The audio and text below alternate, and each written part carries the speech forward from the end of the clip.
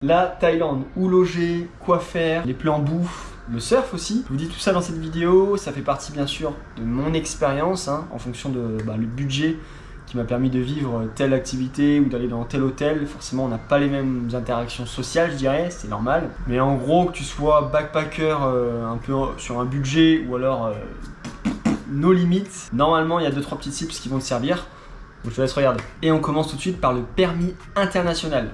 Je commencerai tout de suite par ça. Arrête, va sur internet, fais ton permis international. C'est une démarche peut-être un peu casse-couille en ligne, mais c'est assez facile à faire. Nous, on l'a pas fait.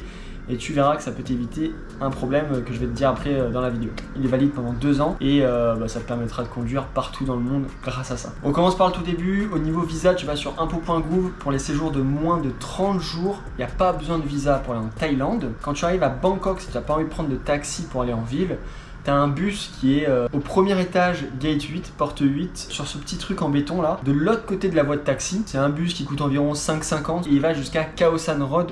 Au moins, il va plus loin, demande au chauffeur, mais nous on s'est arrêté à Khao San Road. La monnaie là-bas c'est le Thai baht, 1 euro est égal à 38 et quelques Thai baht au moment où je fais la vidéo. Dans les ATM localement, il va y avoir toujours des frais fixes, c'est pas en pourcentage, c'est 220 bahts par retrait. Donc retire le maximum possible, comme ça te fait une balance pas trop élevée au niveau des charges. Pour une personne et 27 jours, j'en ai eu pour ce budget là, un peu moins de 800 euros, sachant qu'on a fait quand même des activités, qu'on a loué des scooters, qu'on ne boit pas d'alcool, qu'on ne fume pas et qu'on a passé le repas de Noël plus un anniversaire sur place. Là-bas sur place, tous les no plastic guys, donc ceux qui sont vraiment contre la pollution et l'utilisation du plastique, où vous allez être en sueur, c'est un peu typique de l'Asie de toute façon. Ils utilisent le plastique partout, c'est aussi pas mal dégueulasse dans les rues. Exemple, pour vendre une banane en supermarché, ce sera dans un emballage plastique par exemple.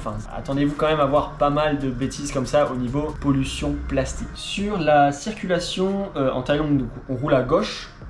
Bref, on roule à gauche, pas comme en France. Et c'est le gros bordel. Pire qu'à Bali, s'il fallait donner une référence, mais moins pire qu'au Vietnam. Vietnam, c'est pire. Déjà, il n'y a pas trop de communication avec le klaxon. Ils n'ont pas le même code de la route. Les clignotants, ils l'utilisent, mais pas tout le temps. Et c'est vraiment la conception du code de la route qui est totalement différente. Exemple, sur une voie comme ça, nous, en France, si on arrive de cette voie-là, c'est notre voie, on a la priorité, alors qu'eux, ils considèrent que c'est une extension de leurs 2 voies. Donc, il va falloir céder le passage à cet endroit. Il faut bien faire attention. Au total, en 27 jours, on a vu quand même 3 accidents en Thaïlande. Sur le permis international, justement, je t'en parlais au début, il va falloir du coup que tu l'aies, sinon tu vas payer une amende. On s'est fait arrêter à Chiang Mai, on a dû aller du coup au poste de police, payer une amende de 500 bahts qui va t'offrir du coup un droit de circulation pendant seulement 3 jours et après tu devras repayer une amende. Donc voilà, passe ton permis international, ça t'aidera dans tous les pays que tu fais, y compris la Thaïlande. Pour la circulation en tant que piéton, faut savoir que si tu t'imposes pas pour passer le passage piéton, pour passer la route, pour traverser, tu ne passeras pas. Donc il faut quand même s'imposer un petit peu tout en faisant attention. Si vous avez des gosses, faites attention, ça déboule pas mal dans tous les sens. Au niveau du déplacement en bus,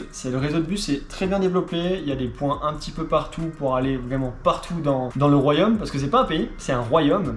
Mais par contre au niveau par exemple des toilettes à l'intérieur, pour les femmes ça va être un peu galère, même pour les hommes c'est carrément dégueulasse, l'hygiène elle est à revoir. Donc autant pas boire trop d'eau et essayer de viser plus les pauses qui ont lieu toutes les 2 à 3 heures, un peu aléatoirement. Tu sais jamais quand il va s'arrêter le bus pour faire ta pause toilette ou juste prendre l'air un peu. Mais sinon ça c'est très bien desservi en bus et on prenait nous personnellement nos tickets sur bookaway.com.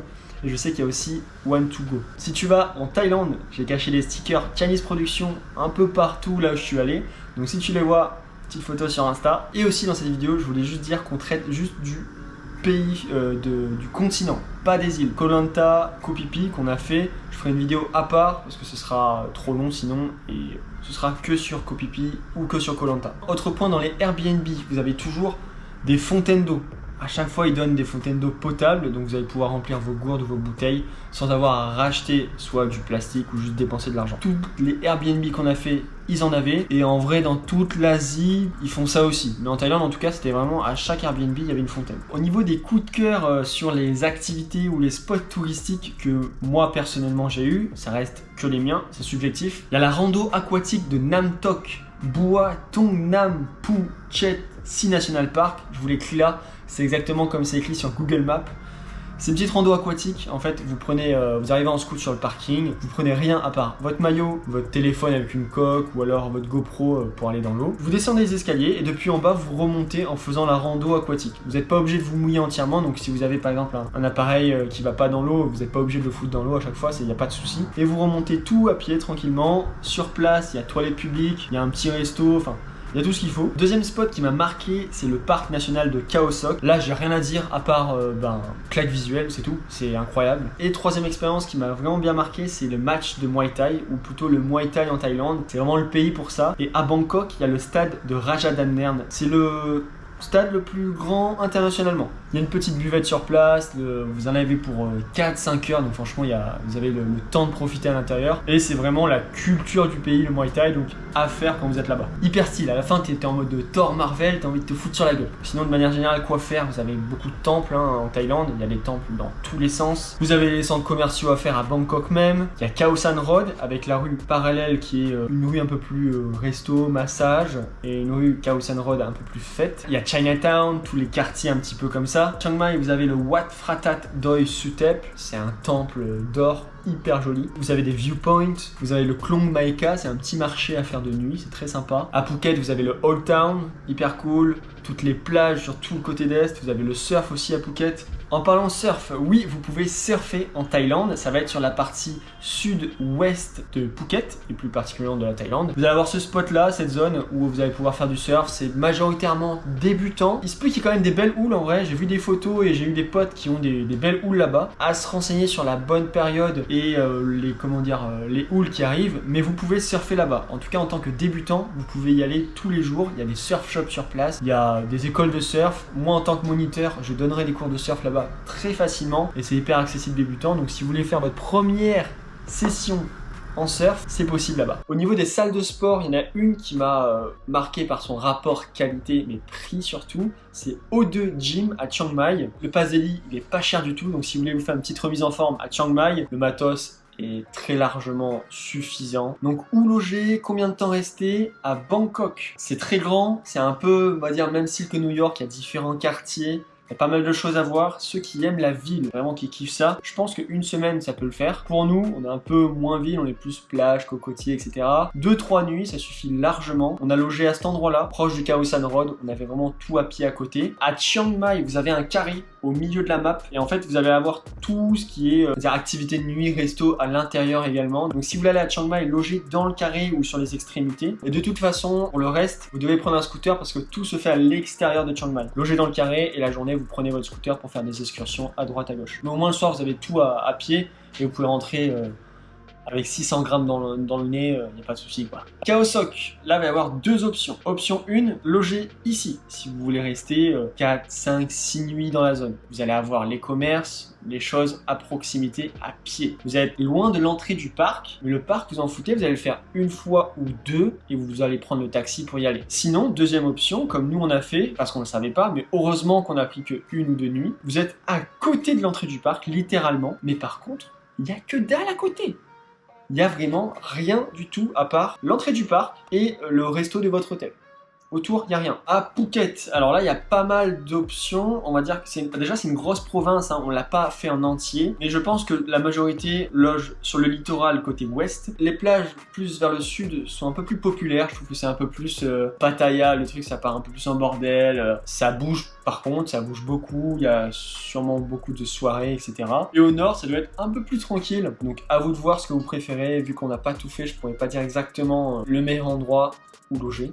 Mais je pense que si vous préférez plus des endroits où ça bouge et où c'est un petit peu plus multiculturel et populaire, ça va être plus dans cette zone-là. Au niveau de la compréhension avec les Thaïlandais, c'est pas tout le temps facile. Souvent, alors déjà, ils parlent pas anglais, clairement, ils ne parlent pas anglais. Je parle encore une fois pour la majorité de la population. Hein. Si vous allez dans un hôtel 5 étoiles avec des gars qui sont formés pour ça, bien sûr qu'ils vont parler anglais, mais la majorité des Thaïlandais ne parlent pas anglais. Et c'est compliqué de se faire comprendre, même quand on utilise des mots thaïlandais. Ça passe pas. Ça passe pas forcément tout le temps. Donc la meilleure application, c'est Google Traduction de temps à autre. Au niveau culinaire, c'était pas la folie. C'est pire que les currys à La Réunion, hein. C'est vraiment plein d'huile, plein de sucre. On n'a pas eu de coup de cœur pour la bouffe thaïlandaise. Sur les bons plans, à Chiang Mai, j'aurais Fruit Plus Café à vous conseiller, qui est un bon endroit pour sortir un petit peu du classique bouffe thaï, si vous voulez plus des avocados toast ou avoir quelque chose d'un peu frais, sain, je pense. Et à Phuket, j'aurai le Black Ginger The Slate, un hôtel-restaurant un peu plus luxe, qui vont proposer des cocktails et des plats un peu plus chers, mais pour le coup avec un bon service et avec bon goût. Au niveau local, ce qu'il faut goûter, c'est le pad thai, le grand classique, le riz frit, le mango sticky rice, les pancakes rôtis, principalement sucrés. Il y a du salé aussi, mais c'est principalement sucré. Sur les cartes qui vous proposent de la viande rouge, n'en prenez pas. À part si vous êtes dans un hôtel 26 000 étoiles et que c'est un chef étranger qui fait importer sa viande d'un pays qui fait de la bonne viande, vous allez être déçu. Vous allez être déçu. À chaque fois qu'on a commandé de la viande rouge, on a été déçu. C'est pas leur point fort. Donc ne commandez pas de la viande rouge, à part si vous êtes prêt à mettre le prix dans un très bon restaurant étoilé. Voilà, fin des tips et des infos. J'ai pas tout dit, c'était pas exclusif bien entendu et c'était subjectif. Donc si t'en as d'autres, tu dis dans les commentaires, ça va aider ceux qui y vont prochainement. Et si je devais retenir quelque chose de la Thaïlande, pour moi ça a été le Muay Thai, qui fait vraiment partie intégrante de la culture. Donc allez voir du Muay Thai, c'est hyper stylé. C'est d'un point de vue masculin bien sûr. Ça se trouve les filles sont pas très fans de Muay Thai, je peux comprendre. Si vous allez à Koh Phi Phi ou Koh Lanta, ce sera dans les prochaines vidéos sur cette chaîne également. Et n'hésitez pas à aller regarder la vidéo sur le voyage en Thaïlande, un peu plus cinématique entre guillemets. Ça peut vous donner aussi un avis sur quoi voir, quoi faire. Et puis tchuss!